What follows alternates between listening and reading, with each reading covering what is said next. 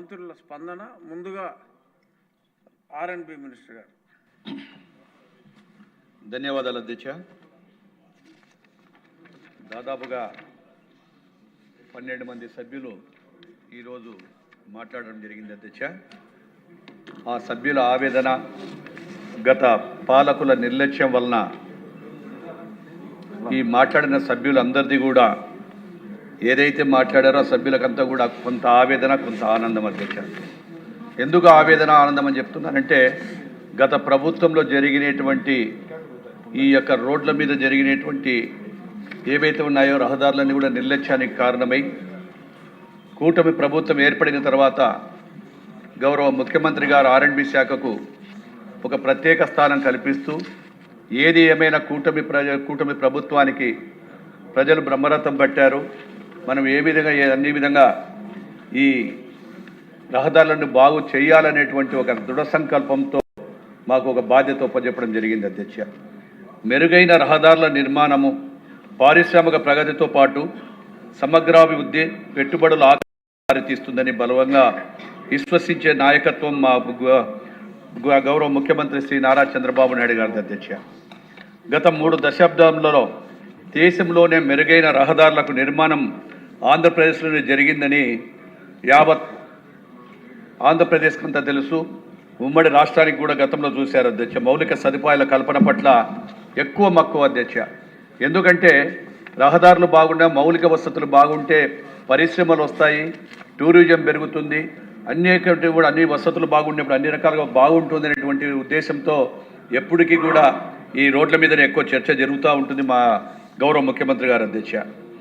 Telugu Desam party పాలనలో మన సరిహద్దు రాష్ట్రాలు సైతం నాడు మేము చేసినటువంటి గత ప్రభుత్వంలో ఉన్నప్పుడు, అధికారంలో ఉన్నప్పుడు పక్క రాష్ట్రాలు సైతం ఇక్కడికి వచ్చి మేము చేపట్టే రోడ్లు ఏ విధంగా ఉన్నాయి, ఏ ప్రాజెక్టులను దేని కింద చేస్తున్నారని చెప్పి ఆ రోజు చేయడం జరిగింది అధ్యక్ష.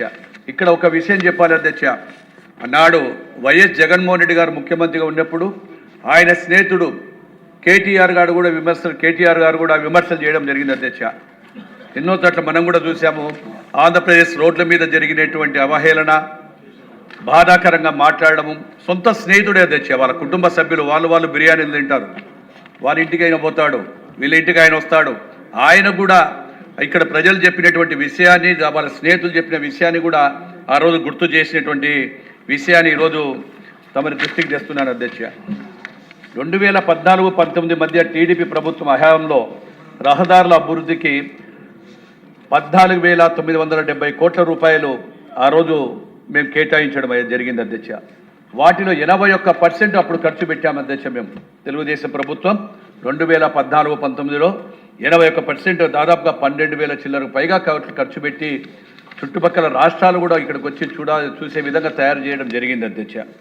గత 5 ఏళ్లలో రోడ్ల విషయం పక్కన పెడితే కనీసం పాత రోడ్లు ప్రతి 5 సంవత్సరాలకు ఒక్కసారి రెన్యువల్ చేయాలి అనేటువంటి ఆలోచనను కూడా పక్కన పెట్టి ఏ రోడ్లను కూడా పట్టించుకోకపోవడం జరిగిందని కూడా ఈ విధంగా చెప్తున్నాను అధ్యక్ష. మీకు రాష్ట్రం మొత్తంలో 45,305 కిలోమీటర్లు ఆర్ఎండ్బి రహదారులు ఉండగా కూటమి ప్రభుత్వం అధికారం చెప్పేబట్టినప్పటికీ దాదాపుగా 23,000 కిలోమీటర్లు రహదారులు కూడా గుంతలమయమై వెహికల్ మూవ్మెంట్ లేకుండా మనుషులు కూడా నడవలేనటువంటి పరిస్థితి తీసుకొచ్చినటువంటి ఘనత వైఎస్ఆర్ పార్టీ అధ్యక్ష. వాళ్ళు చేసిన పాపాలే అధ్యక్ష ఇవన్నీ కూడా. అదేవిధంగా ఏవైతే గాలికు చేసినారో ఆ రోడ్లన్నీ కూడా ఈరోజు భారమై మాకు ఆర్థికంగా ఇబ్బంది ఉన్నప్పటికీ కూటమి ప్రభుత్వానికి అఖండమైన మెజార్టీ ఇచ్చారు. వారికి ఇంపార్టెంట్ ఇవ్వాలని చెప్పే ఉద్దేశంతోనే మా గౌరవ ముఖ్యమంత్రి గారు కూడా రివ్యూ చేసిన ప్రతి ఒక్కటి కూడా 10 రోజులకు 15 రోజులకు రివ్యూ చేసినా కానీ కూడా ఎంత పర్సెంటేజ్ రోడ్లు అయినాయని కూడా అడుగుతూ ఉన్నారు అధ్యక్ష. బాబు గారు అధికారంలోకి వస్తే, ఈ యొక్క కూటమి ప్రభుత్వం అధికారంలోకి వస్తే రోడ్లు బాగుపడుతున్నాయని చెప్పి ఉద్దేశంతోనే, అభివృద్ధి చేస్తారనే ఉద్దేశంతోనే ఈరోజు అత్యధిక మెజార్టీ ఇచ్చినందుకు బాధ్యతతో 1,061 కోట్ల రూపాయలతో 20,600 కిలోమీటర్లు ఈరోజు గుంతలు కూడా ఇచ్చిన సమయానికి ముందే ఆ రోజు రోడ్లు కూడా మేమన్నీ కూడా కంప్లీట్ గుంతలు లేని రాష్ట్రంగా మార్చడం జరిగింది అధ్యక్ష. 6 నెలలు 9 నెలల కాలంలోనే అధ్యక్ష. ముఖ్యమంత్రి గారి ఆలోచన మేరకు సంక్రాంతి నాటికే పాత్ హోల్స్ అన్ని కూడా రోడ్ల నిర్మాణంలో ఒక యజ్ఞంలా అధ్యక్ష మా సెక్రటరీ గారు కావచ్చు, సిఈలు కావచ్చు, ఈఎన్సీలు కూడా ప్రతి నిత్యం రోడ్ల మీద ఉండి రహదారులన్నీ కూడా రూపురేఖల్ని మార్చినామని చెప్పి గర్వంగా చెప్పుకుంటా ఉన్నాం అధ్యక్ష. గౌరవ ముఖ్యమంత్రి గారి సూచన మేరకు ఉన్నతాధికారులు క్షేత్రస్థాయి సిబ్బందితో 3 నెలలకు ప్రతి వారం సమీక్షా సమావేశాలు కూడా మేము పెట్టుకోవడం జరిగింది. అదేవిధంగా వీడియో కాన్ఫరెన్స్లు పెట్టడం జరిగింది. ఆ కాన్ఫరెన్స్ల ద్వారా అక్కడ ఉన్నటువంటి పరిస్థితులు తెలుసుకొని ఇంకా అవసరమైన నిధులు ఎక్కడెక్కడ అవసరం ఉన్నాయో వాటి అన్నిటిని కూడా తీసుకొచ్చి కంప్లీట్ చేశామని చెప్పి కూడా తెలియజేస్తున్నాం అధ్యక్ష.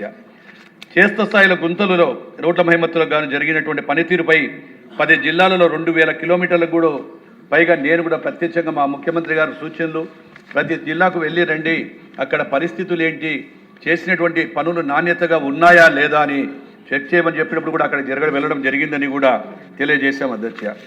అదేవిధంగా కూటమి ప్రభుత్వ అధికారంలోకి వచ్చిన తర్వాత తొలి సంక్రాంతి పండుగకు రాష్ట్రానికి వచ్చినటువంటి పక్క రాష్ట్రాలు కూడా ముఖ్యంగా హైదరాబాద్, చెన్నై, బెంగళూరు వంటి రాష్ట్రాల నుంచి కూడా వచ్చినటువంటి స్థిరపడిన ఆంధ్ర ప్రజలంతా ఉన్నారు. ఆ పండుగకు కూడా ఇక్కడ వారికి వచ్చినప్పుడు ఎలాంటి ఇబ్బందులు ఉండవద్దు అని చెప్పడంతో మేము కూడా దానికి ప్రత్యేక దృష్టి పెట్టి వాటిని కూడా కొన్ని కంప్లీట్ చేయడం జరిగింది అధ్యక్ష.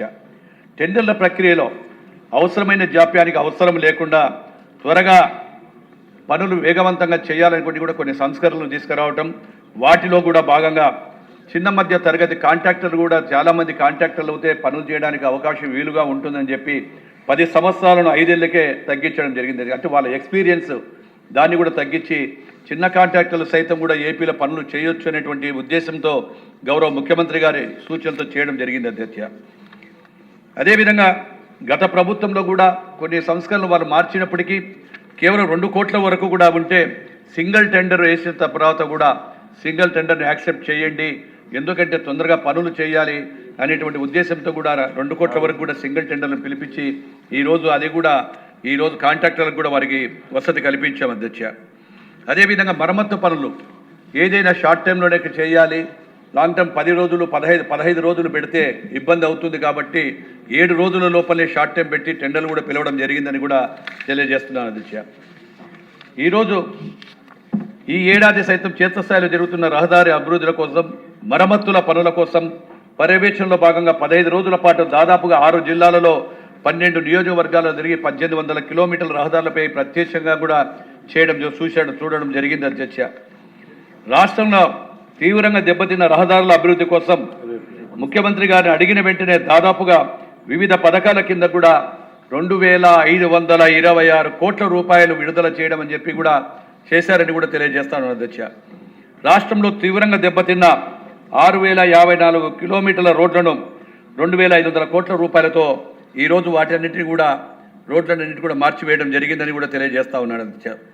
ఉమ్మడి రాష్ట్ర చరిత్రలో ఎక్కడ చూసినా కానీ కూడా ఒకే ఏడాది R&B శాఖ ఎప్పుడు కూడా 2500 కోట్ల రూపాయలు ఖర్చు పెట్టలేదు అధ్యక్ష. ఆర్థికంగా మాకు ఇబ్బందులు ఉన్నాయి, ఎన్ని ఉన్నప్పటికీ కూడా ప్రజల అవసరము, పరిశ్రమలు రావాలి, టూరిజం పెరగాలి అనే ఉద్దేశంతోనే ఒక్క సంవత్సరంలోనే 2500 కోట్ల రూపాయలు కూడా ఖర్చు చేశామని కూడా తెలియజేస్తా ఉన్నాం అధ్యక్ష. అదేవిధంగా గత వైసీపీ ప్రభుత్వంలో కాంట్రాక్టర్లకు పెట్టిన బకాయిలు అధ్యక్ష, అవి కూడా మా ప్రభుత్వం వచ్చిన తర్వాత కొన్ని చిన్న కాంట్రాక్టర్లందరికీ కూడా వారందరినీ వదిలిపెట్టేస్తే మేము వచ్చిన తర్వాత వారికి కూడా చెల్లించామని కూడా చెప్పగలుగుతున్నాను అధ్యక్ష.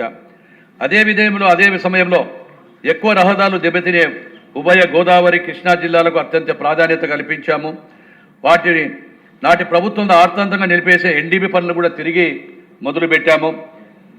మా సీఎం చంద్రబాబు నాయుడు గారి సూచన మేరకు కొత్త టెక్నాలజీతో వాడాలి అని చెప్పినప్పుడు డానిష్ ఫైబర్, స్టీల్ స్లాగ్ వంటి నూతన సాంకేతికత కూడా రోడ్లను అభివృద్ధి చేస్తున్నాం అధ్యక్ష. ప్రజలకు మెరుగైన నాణ్యమైన రహదారుల కల్పనకు మెజార్టీగా 709 కిలోమీటర్లకు 12 రోడ్లను PPP విధానంలో తీసుకురావాలని చెప్పి ఇప్పటికే DPR కూడా రెడీ చేస్తూ ఉన్నాము. దానికోసం 5231 కోట్ల రూపాయల వ్యయం కానుందా ఉంది. భూసేకర ఇతర వ్యయం కోసము 3080 కిలోమీటర్లు కూడా ఈరోజు ఖర్చు అవుతుందని కూడా తెలియజేస్తా ఉన్నాం అధ్యక్ష. ఇక జాతీయ రహదారులకు వస్తే ఆంధ్రప్రదేశ్లో మొత్తం 8360 కిలోమీటర్ల జాతీయ రహదారులు ఉండగా సౌందర్యంలో ప్రతి 1,00,000 మందికి 17.60 కిలోమీటర్లతో దేశంలోనే తొలి స్థానంలో ప్రతి 1000 చదరపు కిలోమీటర్లకు 53.65 కిలోమీటర్లు ఏపీ 2వ స్థానంలో ఉందని చెప్పి గర్వంగా చెప్పగలుగుతున్నాం అధ్యక్ష. 24-25 ఆర్థిక సంవత్సరంలో సుమారు 770 కిలోమీటర్లలో నేషనల్ రహదారులు 11,325 కోట్ల వ్యయంతో నిర్మించబడ్డాయి. ప్రస్తుతం మొత్తంగా ఎన్హెచ్ రహదారులు 55,506 కోట్ల వ్యయంతో 2,487 కిలోమీటర్లు నేషనల్ హైవే పనులు కూడా వివిధ దశల్లో ఉన్నాయి. 25-26 ఆర్థిక సంవత్సరంలో మొత్తంగా 98,635 కోట్లతో 1,902 కిలోమీటర్ల పనులు పూర్తి చేసే లక్ష్యంతో ముందుకు సాగుతున్నామని కూడా తెలియజేస్తా ఉన్నాం అధ్యక్ష. గత ప్రభుత్వంలో ఏదైతే చాలామంది సభ్యులు చెప్పినట్లు కూడా ఎన్డీబీ బ్యాంక్, నేషనల్ డెవలప్మెంట్ బ్యాంకులో కూడా ఇక్కడ చాలామంది ప్రజలకు తెలియాల్సిన అవసరం ఉంది, సభ్యులకు కూడా తెలియాల్సిన, ఎందుకంటే చాలామంది కొత్తగా వచ్చిన సభ్యులు ఉన్నారు అధ్యక్ష. నాడు ఈ రోడ్లు ఏదైతే నేషనల్ డెవలప్మెంట్ బ్యాంక్ కింద 70-30% రుణం, బ్యాంకు రుణం 70% ఇస్తే రాష్ట్ర ప్రభుత్వ వాటా 30% ఉంది అధ్యక్ష. దాన్ని 13 ప్యాకేజీల కింద రాష్ట్రంలో 13 జిల్లాకు ఒక ప్యాకేజీగా వారి స్వార్థం కోసం, వారి ఆదాయాల కోసం, వాళ్ళకు నచ్చిన కాంట్రాక్టర్లకే ఇవ్వాలనే ఉద్దేశంతో ఫేజ్ 1 కింద 2023 నాటికి పూర్తి చేయాలని లక్ష్యం పెట్టుకొని ఆ రోజు వారు నిర్ణయం తీసుకొని ఈ ప్రాజెక్టులన్నీ కూడా మొదలుపెట్టారు అధ్యక్ష. ఏవైతే ప్రాజెక్టులు మొదలు పెట్టారో ఆ ప్రాజెక్టులన్నీ కూడా నిర్వీర్యం చేసి ఆ బ్యాంకు ఇచ్చినటువంటి 70% ఆ డబ్బును కూడా పక్కదారి పట్టించి మన రాష్ట్ర వాటా ఇవ్వవలసిన వాటాను కూడా కేంద్ర ప్రభుత్వం మన యొక్క వాటా ఇవ్వకపోవడంతో ఆ యొక్క నిధులన్నీ కూడా నిర్లక్ష్యానికి కారణమై ఆ డబ్బులు కూడా రాకుండా కాంట్రాక్టర్లు కూడా ఇబ్బంది పడిన మాట వాస్తవం అని ఇప్పుడు తెలియజేస్తా ఉన్నాను అధ్యక్ష. ఇక్కడ ముఖ్యంగా ఒక్కటి చెప్పదలుచుకునే అధ్యక్ష, ఏదైతే ఈ యొక్క నేషనల్ డెవలప్మెంట్ బ్యాంక్ ద్వారా రాష్ట్రం కోసం కేవలం కమిషన్ల కోసం అధ్యక్ష, ఎవరైతే వారు ఆ రోజు కాంట్రాక్టర్ల ద్వారా వేసినటువంటి కాంట్రాక్టర్లను ఎవరైతే ఉన్నారో అక్కడ ఉన్నటువంటి 1, 2, 3 స్థానాలలో ఉన్నటువంటి పెద్దలందరూ కూడా 30% మాకు కమిషన్ ఇస్తేనే మీరంతా రోడ్లు మొదలు పెట్టాలని చెప్పి సిగ్గు సేరం లేకుండా ఈరోజు ఆ కాంట్రాక్టర్ల మీద ఒత్తిడి చేస్తే ఈరోజు ఎన్డీపీ వర్కులన్నీ కూడా నిలబడిపోయి ఏ జిల్లాలో ఎక్కడికి పోయినా కూడా మాకందరికీ ఉదయం నుంచి కూడా నేను ప్రతిరోజు అక్కడికి వెళ్ళినప్పుడు కానీ వారు చేస్తున్న కమిషన్ల కోసం, అంటే ఈ ప్రభుత్వానికి వైను మైను ఇవన్నీ కూడా సరిపోక ఇక్కడ కాంట్రాక్టర్లు కూడా ఇబ్బంది కూడా పెట్టడం జరిగింది. ఏది ఏమైనా ఈరోజు మా ప్రభుత్వం వచ్చిన తర్వాత ఏదైతే నేషనల్ డెవలప్మెంట్ బ్యాంక్ ఉందో ఆ బ్యాంకుకి సంబంధించినవి కూడా వర్కులన్నీ కూడా ఈరోజు ప్రాధాన్య క్రమంలో తీసుకుంటున్నాం, వాటన్నింటినీ కూడా చేస్తూ ఉన్నాం. అదేవిధంగా ఆ పాలకులకు ఆ రోజు ప్రతి పథకానికి స్టిక్కర్లు వేసుకున్నారు అధ్యక్ష.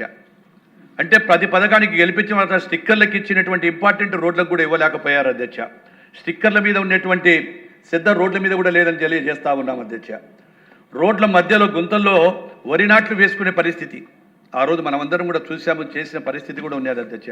ఈరోజు ఆ పరిస్థితి లేకుండా మా గౌరవ ముఖ్యమంత్రి గారు ఈరోజు ప్రతిదీ మాకు దిశాదశ చేస్తూ ఖచ్చితంగా ఉండేటువంటి కూడా తొందరగా చేయమని చెప్పడం జరిగింది. అదేవిధంగా పెట్రోల్ డీజిల్పై అదనపు వ్యాట్లు కూడా ఆ రోజు వసూలు చేసి అక్కడ దానికి కూడా నిధులను కూడా పక్కకు పంపించారు. ఏది ఏమైనా ఇప్పుడు చాలామంది మాకు కొన్ని సూచనలు సలహాలు ఇచ్చారు, వాటన్నిటిని కూడా ఖచ్చితంగా మా యొక్క సూచనలన్నిటిని కూడా నోట్ చేసుకోవడం జరిగింది. ఈ యొక్క ఏవైతే ఉన్నాయో ఈ ఇచ్చిన సూచన అన్నీ కూడా తీసుకొని త్వరలోని పనులన్నీ కంప్లీట్ చేస్తామని చెప్పి సభ్యులందరికీ మీ ద్వారా తెలియజేస్తున్నాను అధ్యక్ష. ధన్యవాదాలు అధ్యక్ష. రవాణా శాఖ మంత్రి గారు.